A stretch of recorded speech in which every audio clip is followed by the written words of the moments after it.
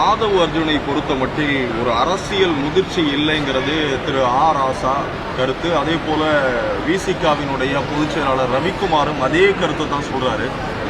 ஒரு கட்சி தலைமை ஆதவ் அர்ஜுனா மீது நடவடிக்கை எடுக்க வேண்டும்னு ராசாவினுடைய கூற்றை எப்படி பார்க்குறீங்க?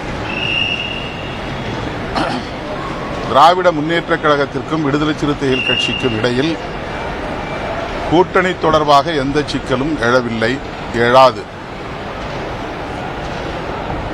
2026ஆம் ஆண்டு நடைபெறவுள்ள சட்டமன்ற தேர்தலை மட்டுமின்றி 2029ஆம் ஆண்டு நடைபெறவுள்ள நாடாளுமன்ற தேர்தலையும் கருத்தில் கொண்டு கட்சி நலன், கூட்டணி நலன், மக்கள் நலன் ஆகியவற்றையும் கருத்தில் கொண்டு விடுதலை சிறுத்தைகள் கட்சி முடிவெடுக்கும். ஒவ்வொரு தனிநபருக்கும் கருத்து சொல்ல சுதந்திரம் உண்டு, உரிமை உண்டு. எல்லா கட்சிகளிலும் அப்படி அவரவர் கருத்தை சொன்னாலும் இறுதியில் தலைமை எடுக்கிற முடிவுக்கு கட்சி கட்டுப்படும். ஆதவ் அர்ஜுன் அவர்கள் கூட கூட்டணி தொடர்பாக தலைமைதான் முடிவெடுக்கும், அதில் நான் தலையிட மாட்டேன் என்று சொல்லியிருக்கிறார். ஆகவே விடுதலை சிறுத்தைகள் கட்சி திராவிட முன்னேற்ற கழகத்தோடு கொண்டிருக்கிற நல்லுறவு, கூட்டணி உறவு எந்த பாதிப்பும் இல்லாமல் இயங்கிக் கொண்டிருக்கிறது, நகர்ந்து கொண்டிருக்கிறது. அதிலே எந்த நெருடலும் இல்லை.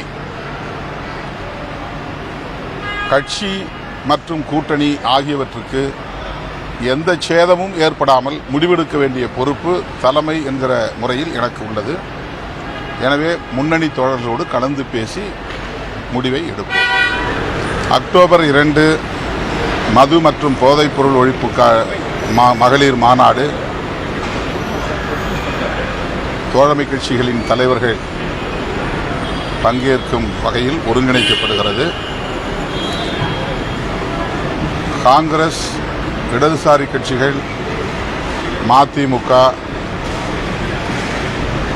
மனிதநேய மக்கள் கட்சி, இந்திய யூனியன் முஸ்லீம் லீக் ஆகிய கட்சிகளிலிருந்து மகளிர் அணி தலைவர்கள் பங்கேற்று உரையாற்றுகிறார்கள்.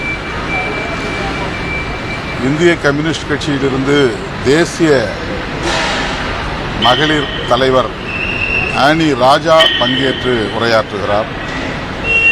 திராவிட முன்னேற்ற கழகத்திலிருந்து கொள்கை பரப்பு செயலாளர், அந்த அமைப்பு செயலாளர் RS பாரதி அவர்களும் செய்தி தொடர்பாளர் PKS இளங்கோவன் அவர்களும் பங்கேற்று சிறப்புரை ஆற்றுகின்றனர். தமிழ்நாடு முழுவதும் மண்டல வாரியான கலந்தாய்வு கூட்டத்தில் ஏராளமான பெண்கள் பங்கேற்று இந்த மாநாட்டை வெற்றி பெற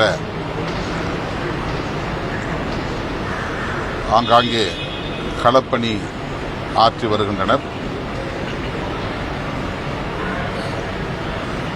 தமிழ்நாடு அரசு முழு மதுவிலக்கை நடைமுறைப்படுத்த வேண்டும் என்பதும்,